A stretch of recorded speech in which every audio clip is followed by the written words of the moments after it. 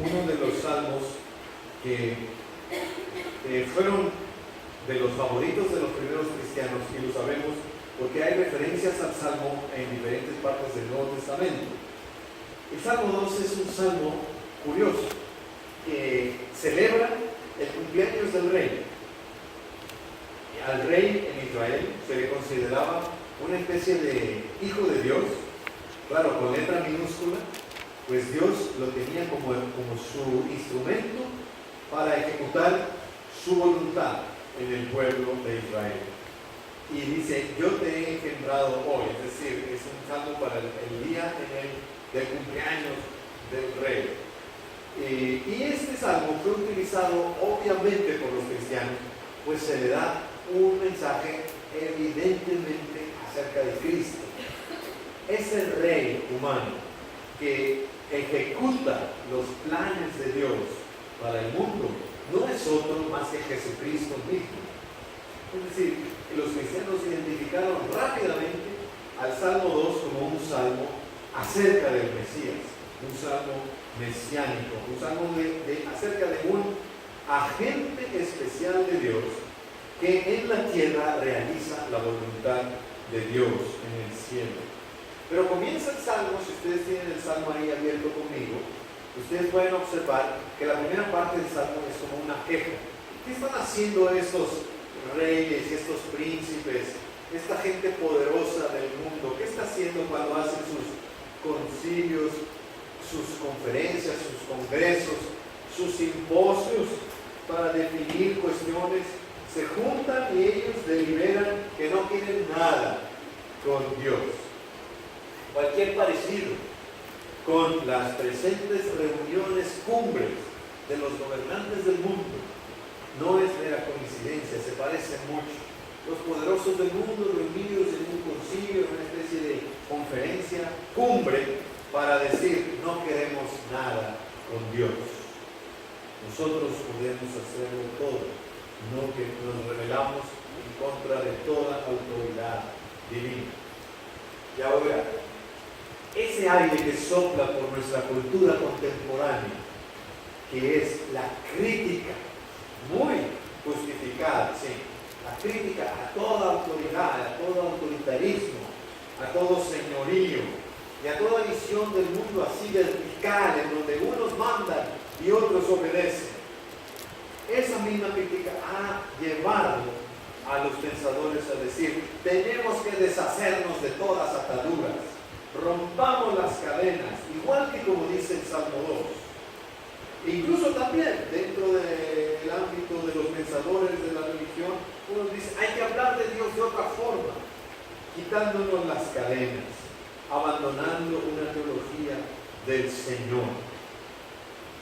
Y sin embargo, dice el Salmo que desde el cielo Dios observa eso y se ríe y después actúa y les dice, yo ya consagré a un rey allá en la tierra. Está como diciendo Dios, no se me hagan bolas, ya tengo ahí a uno que se llama Jesús y Él es el que manda, escúchenlo a Él. Él es el que tiene la sartén por el mango, Él es el que reparte la pizza, Él es el que tiene las riendas de la historia, se llama Jesús y es mi hijo. Bueno, así queda el salmo, ¿verdad? Y nos preguntamos, realmente, honestamente nos preguntamos, bueno, entonces ¿será que nunca realmente conoceremos la verdadera libertad? La humanidad pasa de un señorío a otro, de una dictadura a otra, de un autoritarismo a otro, y nunca podremos levantar la cabeza. ¿Será que nuestro destino como raza humana es siempre ser subyugados por un Señor? Nada más cambia de nombre, pero siempre tendremos que seguir así. Bueno, aquí está el Evangelio. Y vamos a asomarnos a este rey que ha sido proclamado Hijo de Dios, a este Señor Jesús, y le veremos algunos rasgos que nos harán doblar la rodilla y decir, sí Señor, yo te sirvo, yo quiero que tú seas mi Señor. Y es esto, cuando Jesús estaba comenzando su ministerio, ahí al inicio, ¿verdad? Él fue a bautizarse, fue con Juan el Bautista. Hoy en la mañana, cuando estaba lloviendo tan fuerte, dije, ay, ¿será que no hay nadie a la iglesia hoy? ¿Será que no? Además voy a estar yo ahí, y Samuel, y Luis Daniel, bueno. Y después me consolé, como diciendo, recordándome que no, que esta iglesia es bautista y que no le tienen miedo a mojarse. Porque así es. Y estamos acá con otro que tampoco le tenía miedo al agua, que se llamaba Juan, y que le pusieron el Bautista, ¿no? Juan el Bautista. No tenía nada que ver con esta denominación, la verdad, sino que tenía que ver con que bautizaba a la gente. Y ahí en el río Jordán, él bautizaba a la gente. El bautismo de Juan tenía como propósito preparar al pueblo para la venida del Mesías. ¿Y qué era lo que estaba haciendo Juan? Miren, haciendo pasar a toda la gente, a la más gente posible del pueblo judío, por las aguas del río Jordán. Tenía que ser ese río. Para el bautismo de Juan no podía ser una pila acá construida por otro hermano Juan, ¿no?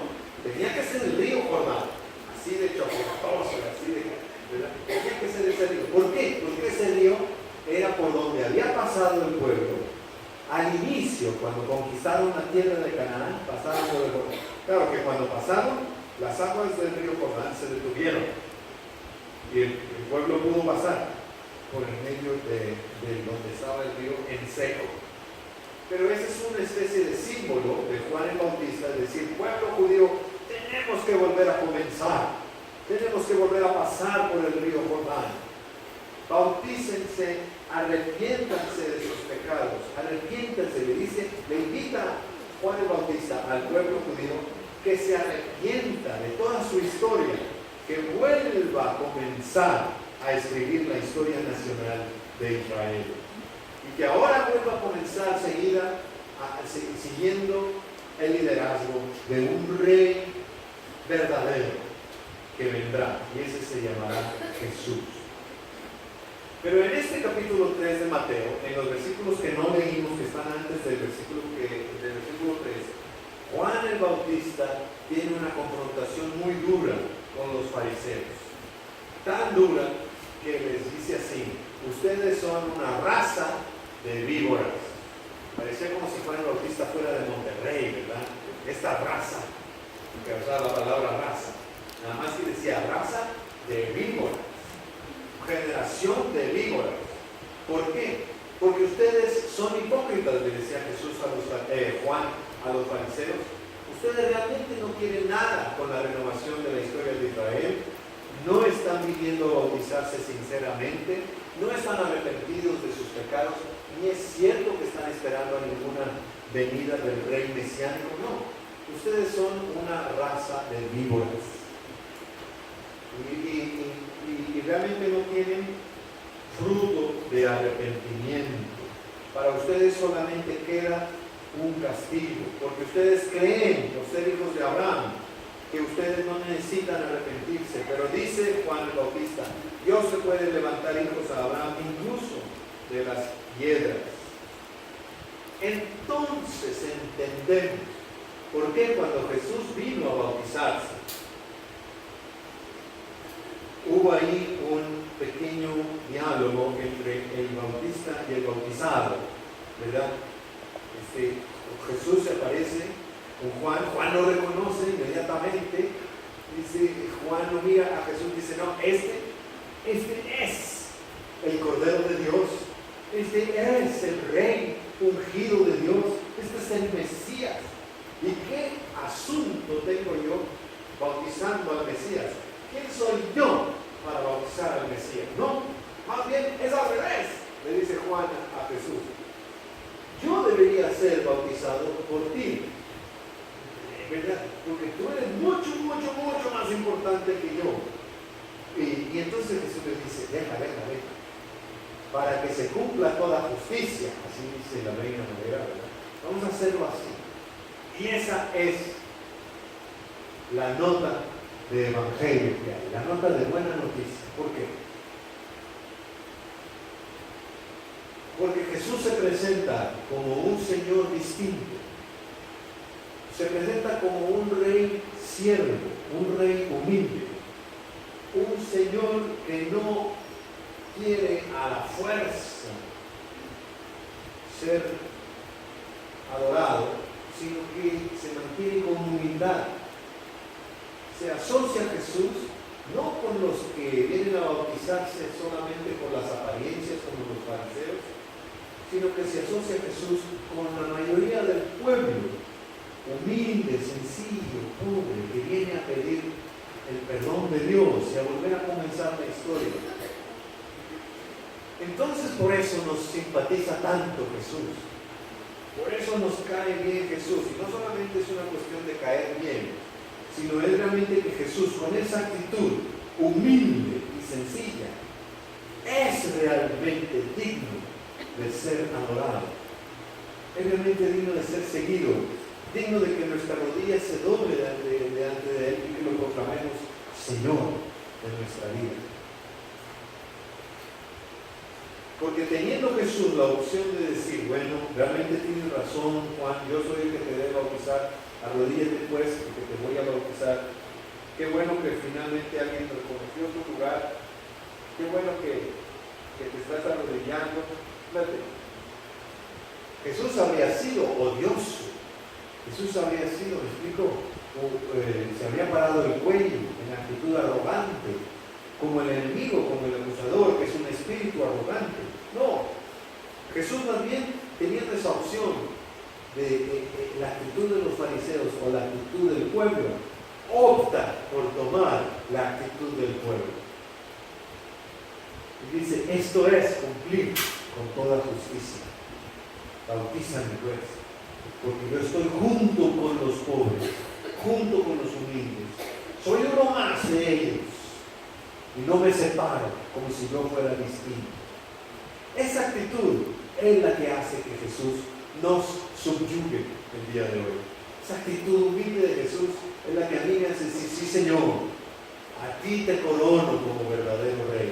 Por eso, a los críticos de toda autoridad que toman el Salmo 2 así, la primera parte del Salmo dice, hay que deshacernos de toda teología del Señor, teología de señorío, teología de tipo así, de un Señor que gobierna. No, olvidémonos de eso. Yo les digo, esperen, no lo hagamos tan rápido.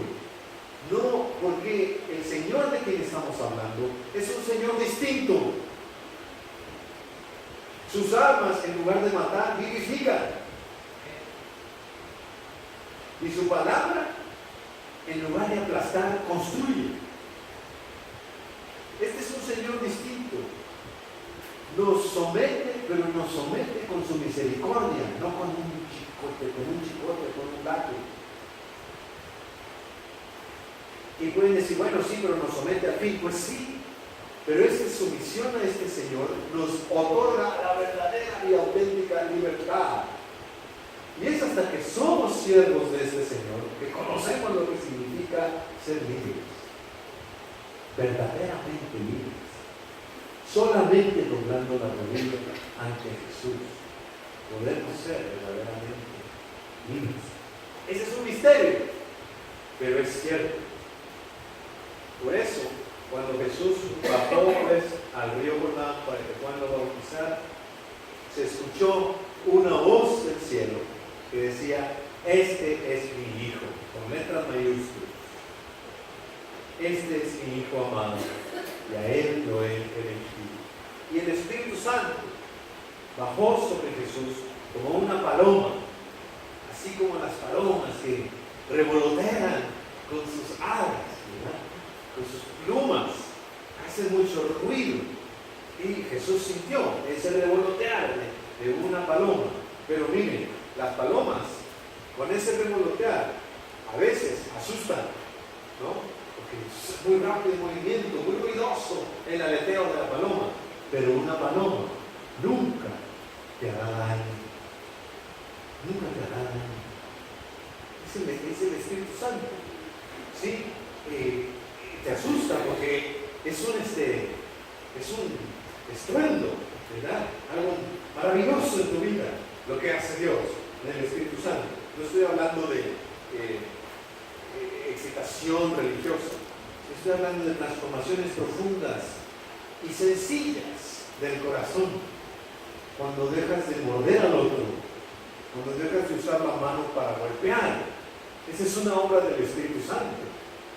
Cuando dejas de mirar con ojos de víbora al hermano o a la hermana. Esa es una obra del Espíritu Santo. Y te espanta porque yo digo, ¿cómo es posible que yo ahora me esté portando así? De pronto hay amor en mi corazón. ¿Quién hizo eso? ¿Quién puso esa bondad en mi corazón? ¿Quién puso ese gozo? ¿Quién puso esa paciencia en mi corazón? Lo hizo el Espíritu Santo. Y esa obra del Espíritu me espanta. Es como ese revolotear que me despabila de una paloma que mueve las alas así muy rápido y me asusta. Pero luego me doy cuenta que esa paloma nunca me va a morder. Nunca me va a hacer daño. Es el Espíritu Santo. Me está diciendo, asústate, pero ten paz. No te voy a hacer daño en tu vida, en tu corazón. Es el Señor que al que vale la pena llamarle Señor. Y en un mundo como el de ahora, el siglo XXI, ¿verdad? Donde nos dicen, ya no hay que tener señores. Yo digo, bueno, es cierto que no hay que tener señores como esos. Señores que son dictatoriales, señores que son voluntariosos, que aplastan, señores que mandan, que son los señores que son tiranos, es cierto. Pero cuando me encuentro a Jesús, cuando me encuentro al Señor Jesús, que se hace como nosotros, que se quita la corona, se quita su capa, que se rebaja para vivir como nosotros, para sufrir como nosotros, el hambre y la sed que nosotros tenemos, la sed física y también la sed de justicia. Y luego no solamente eso, sino que se hace víctima, igual que nosotros, de la violencia, de la injusticia, de la corrupción, de la mentira, de los señores del mundo. A ese Señor sí le quiero yo dar mi vida. Ese sí, este es el que manda, es cierto. Pero manda precisamente porque anda descalzo. Manda precisamente porque es pobre. Manda precisamente porque es humilde, porque es manso. Por eso manda. Y por eso lo quiero seguir. Y tanto así que ha sido exaltado. Es cierto, los reyes del mundo lo crucificaron, lo ejecutaron. Y era inocente. Pero el Señor Jesús resucitó. Es decir, Dios lo resucitó reivindicando de esa forma que es efectivamente el Mesías elegido de Dios, el Rey soberano que ha de reinar sobre todos los reinos de la tierra. Y en ese reino hemos de participar también usted y yo.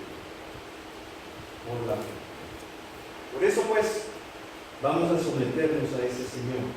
Si nos sometemos al Señor, encontraremos libertad. Y si nos sometemos a ese Señor, encontraremos frutos de bondad, de paciencia, de benignidad, de justicia en nuestra vida, en nuestra casa, en nuestros asuntos, en nuestros estudios, en nuestro trabajo, en nuestro transitar por este plano. Señor, recógenos en ti, en tu corazón. Ayúdanos a entender qué significa que tú eres el Señor. ¿Qué significa poner a Jesús como el Señor de nuestra vida? Gracias porque Jesús se entregó y su vida hoy nos tiene con vida. Y de su muerte nosotros ahora podemos vivir. Bendito sea siempre.